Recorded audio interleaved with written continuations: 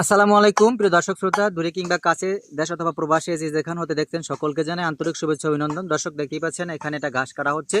Order নিয়েছি বাংলাদেশের কিছু উপজেলা হতে। তাইওয়ান হাইব্রিড ঘাসের, আপনারা জানেন এই ঘাসটা নতুন 2024 সালে বাংলাদেশ এসে বর্তমানে একেবারেই নতুন। জারা ঘাসের অবিকল এই ঘাসটি, জারা থেকে আপডেট একটি ঘাস। মিষ্টি বেশি, ফলন একটু বেশি, মানে গুণে সবচাই থেকে এই ঘাসটা সেরা। তাইওয়ানের